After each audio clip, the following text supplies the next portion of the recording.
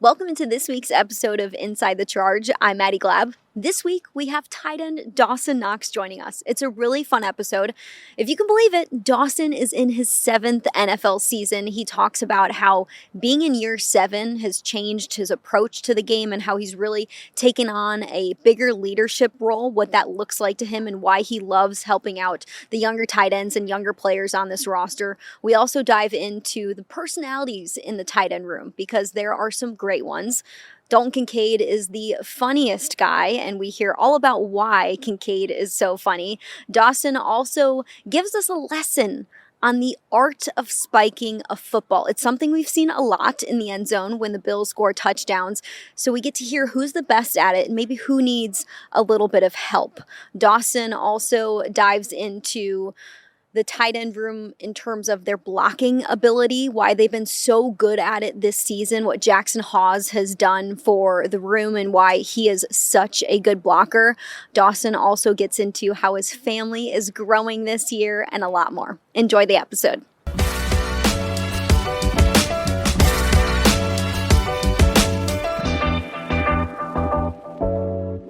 Dawson, thanks for coming on to hang out with me a little bit, talk a little football, talk a little bit of tight end room, and talk about you.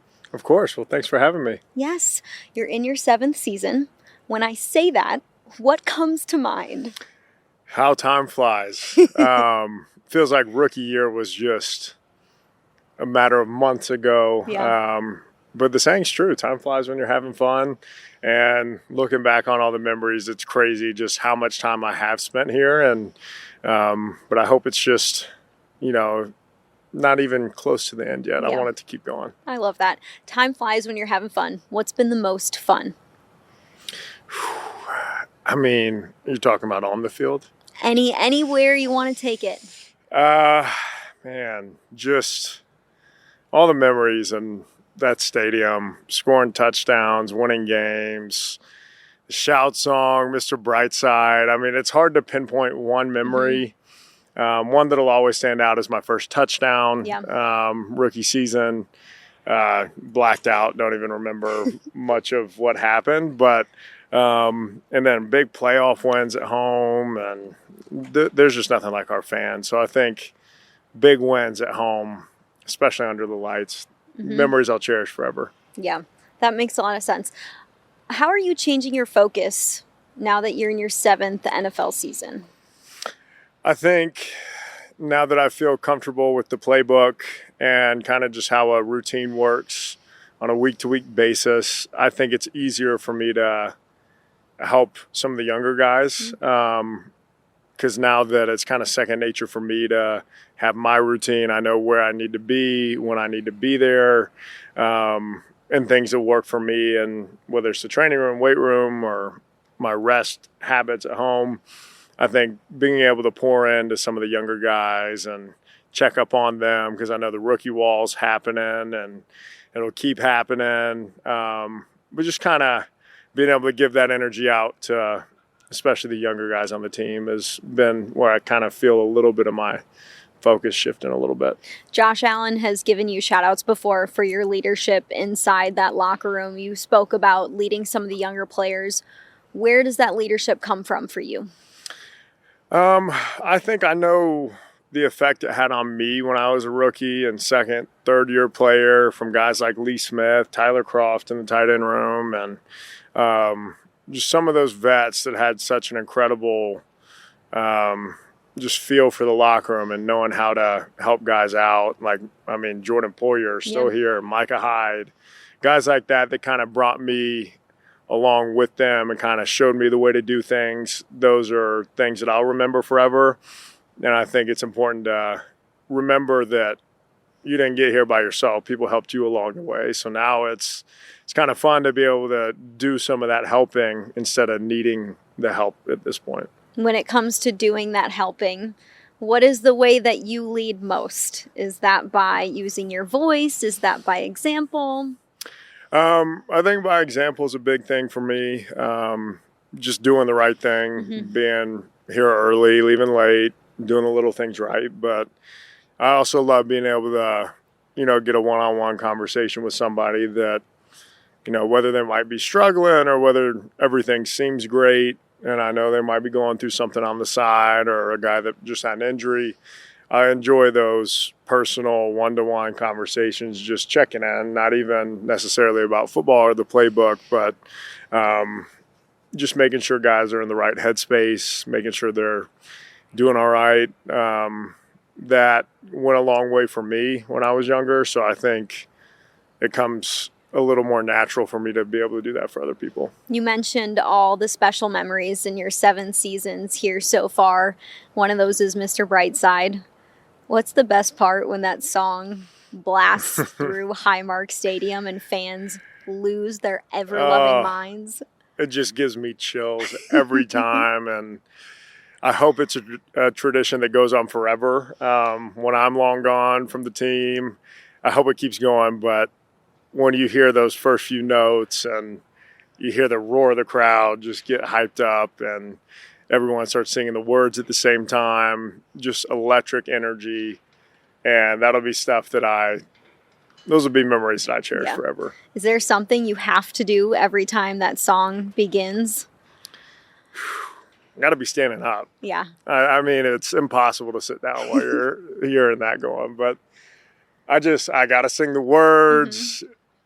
I don't know. I kind of got to walk around. I'm not much of a dancer, but sometimes it comes out of you. Sometimes, you never know. You never know. You got to keep them on their toes. Sean McDermott praised the tight ends, the wide receivers, and Reggie Gilliam for the ability in terms of blocking against the Carolina Panthers. You guys collecting 245 rushing yards is not possible without the blocking ability of this team. Who are some of the toughest blockers on the Buffalo Bills? Oof. Who comes to mind is Jackson Hawes and Reggie Gilliam. Those guys are relentless, physical, strong. They know how to block. They know where to be. They know the little fundamentals that don't come natural to people. But especially Jackson as a rookie, to be able to be this polished in the run game already is just a huge testament to him and our coach, Rob Boris, for getting us on the same page. But those two guys, I know the O-line obviously gets all the credit in the world. For sure. But those two guys, man, you can put them anywhere, whether it's in the backfield, on the line, off the line, spread out blocking DBs. They're going to get the job done. I mean, Dawson, you've seen a lot. You're 7 years in. Why does a rookie's blocking ability in Jackson Hawes make you somewhat speechless?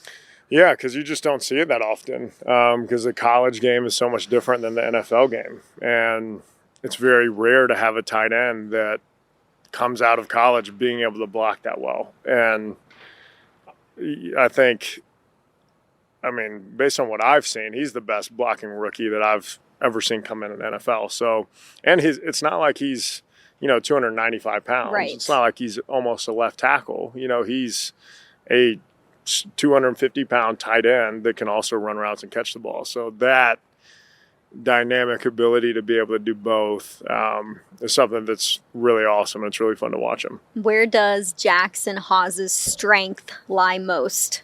Where is he strongest? Oh, man, that's a great question. I mean, when they do all their rookie lifts, we're not even in there, so I don't know if it's his bench press or a squat or what it is. But just in how you see him holding blocks. Man, it's just he's got great feet. Okay. He's got great steps off the ball. Really strong toes. He stays grounded. Very strong, big toes. Yeah, for sure. But he's very grounded, and his footwork is really good. Reggie Gilliam had a couple incredible blocks against the Panthers that opened up holes for James Cook to rush for a 64-yard touchdown and then do some more. What is it about Reggie Gilliam that allows him to be so good at laying those stick blocks? I mean, that's why we call him Sledge. He's a sledgehammer. When he gets a full head of steam, I feel bad for whoever's on the receiving end of that. I wouldn't want to play defense against that guy. But he's just a technician. There's so many blocks that he has that weren't drawn up that way that he just has to react based on what the defense is giving him, and to make a split-second decision to be able to flip around a pulling guard and then block a guy that was never supposed to be your guy. and it turns into 50-yard touchdowns. I mean, that's just Reggie, man. We believe he's the best fullback in the league, and the way he gets those blocks done, and it's special. And sometimes when I'm right in front of one of those blocks, I can feel it, the collision. Yeah. Just right behind me. And I know it's Reggie, and I'm just like, I feel bad for that poor defender. Yeah. When you lay a hard block, what's the immediate reaction? It's just as satisfying as having a big catch. I mean, especially when it springs a big run, when you can put a defender on the ground and spring our running backs or spring the receiver on a screen. It's a great feeling. It's just satisfying to be able to assert your dominance. Yeah. It's a great feeling. Yeah. You spoke about Hawes being such a good blocker. He's an interesting character. In his rookie season, an Ivy Leaguer comes in and speaks about how the violence of football really excites him. How does Jackson Hawes make you laugh? Oh, man. He's still kind of in his shell, too. Because as a rookie, I think that he understands that you're not supposed to come in as the super loud, like, oh, look at me, all this, all that. You kind of have to come in and absorb. People always say rookies are supposed to be seen, not heard. Mm-hmm. We don't say that around here. We want him to be you guys more of a welcome bigger them. Personality, but I think he's kind of adopting that, like, just be a sponge for right now, kind of sit back and figure it all out before he lets out that personality. But you do get glimpses of that, just like goofy. He's just awesome, man. We always call him Me Block because he's an Ivy League meathead. He's super smart, but loves the violence of football at the same time. And that's just not a combination you see very often. But, I mean, it's in the best way possible. Yeah, you're like, make it make sense. How do these things happen at the same time? It doesn't make sense. It is just Jackson Hawes, which we're so happy to have him on this roster. No question. Okay. Yeah. Who else is making you laugh in the tight ends room, Dawson? Dalton Kincaid. I mean, I was trying not to laugh earlier. He was right behind you. I figured somebody was behind me as you were looking over my head. I'm not going to recreate what was happening. But it's just he is a goofy person, and he has fun. You did a good job staying serious. Well, thank you. I'm used to seeing that from him. You could have broke character if you needed to. Yeah, but he's just so funny. He's obviously a heck of a football player, but his personality and humor keeps things light, and he's just a great guy to have in our room. One of my best friends on the team, probably my best friend on the team, and we sit right next to each other in meetings. He's got his own little cubicle set up. Like, he's got a little picture frame, and he's got a couple, like, fidgets. He's got a bucket of candy. I mean, he's one of a kind, an awesome human. So Dalton Kincaid, when he comes into work, he's got his own office setting set up in the tight ends room. 100%. We call it his cubicle. His cubicle. Yeah. All right. I wonder if some people are gonna, start taking meetings with him. Can I meet with Dalton Kincaid today? I got some questions. 100%. I need some things done. Yeah, you should ask him what's in his cubicle. He'll know exactly what you're talking about. How has your relationship with Dalton Kincaid helped your game? I think being able to have both of us on the field at the same time, it's really fun because you don't know if we're going to be able to block. You don't know if we're going to go run a deep route. And being able to watch some of the stuff that he does helps me as well, like whether it's a type of release he takes on a certain type of press man coverage or what he sees in different route combinations, kind of just being able to pick his brain as well to get a different perspective on, because he thinks in ways that I might not think on certain routes or certain concepts. So just to have that extra perspective of someone who's obviously extremely talented running routes and catching the ball, I think it definitely makes me a better player, just being able to see what he thinks on certain things. Offensive coordinator Joe Brady loves when you guys celebrate together when you score touchdowns. We've seen a lot of spikes this year. Everybody likes to take their shot at a spike. What is the art of a spike, Dawson? We've got a football to help us out with this. Oh, look at that. You came ready. I came ready. You got to grab the end of it. Okay. It's really simple. A lot of guys try to spike. I mean, you just get excited probably. make sure the fat part hits the ground first. Right Boom. there. And that's how you get it to go high. That's about it. Who's the best on the team at this? Spencer's had some great He spikes, especially last game against the Panthers. He's had some great experience at it. I was trying to coach Cybo up. You were. But I think he's got it now. We worked on it. But it was so sweet. He went to the sideline and he was like, I know, man, you even gave me the coaching and I couldn't do it. Because we always say it has to leave the frame of the camera. So whatever film angle is watching the spike, the ball has to go out of the frame, and that's how we judge whether or not it's a good spike. Who haven't you seen spike the football yet that you want to see do it in a game? Reggie's a great. I haven't seen a Dalton spike yet. He tends to Spike? just throw it into the stands as far as he can. Come on, Dalton. Which isn't cheap, by the way. I think that'll cost several dollars if you do that. But I'd love to see a Dalton spike. Dawson, you have such a big heart for the community. You help a lot with P.U.N.T, who is an organization that helps with children and families experiencing childhood cancer. How has that organization changed you as a human being?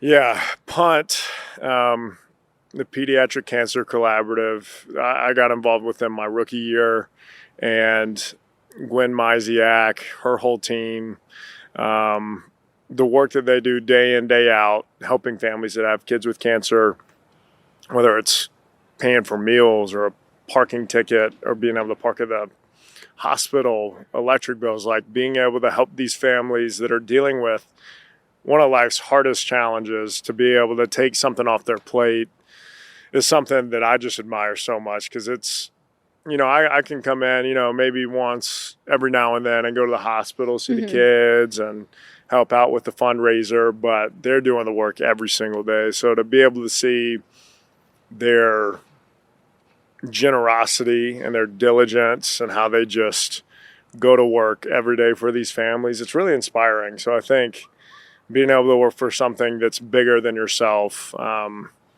is something that I've always believed in, because I believe that God has blessed me to be able to bless other people. And so I think whatever you're blessed with in life, you should look for ways to bless other people. So I'm very thankful for the P.U.N.T Foundation and the work that they've done and allowing me to be a part of it. You've done an incredible job with them, and it's so cool to see you always show up in different ways for them. You have a baby on the way. I'm so excited for you and your wife. What's the best advice you've gotten so far? Oh, best advice I've gotten so far. I actually got some good advice today. I said, always remember, small baby, small problems, big baby, big problems. Okay. So I think it's like keep it in perspective, like when you have a newborn and a baby, like the problems really aren't that big, like you'll figure it out. But as they keep growing up, the problems keep getting bigger and bigger. So enjoy the time that you're at. Amazing. That's Dalton making those noises. I don't know if making you bird can pick that noises up. in the background. I don't know if we can pick that up. Well, we can, dub it in. But Dawson, thanks so much for coming on and hanging out with us. Appreciate the time, and so excited for your family to grow. I am so excited. You're gonna I've be the never best been dad. more excited You are for gonna anything be in an my entire incredible life. dad. Like, My you're gonna wife be great at it. will help me become a great dad. And your wife's going to be a great mom. You guys are great Oh, she people. will be. Yes, there's no doubt. Thanks, Dawson. Well, thank you so much, Maddy Glab. See y'all. Thanks for tuning into this week's episode of Inside the Charge. Make sure you like and subscribe if you haven't yet, and stay tuned for more podcasts in your future.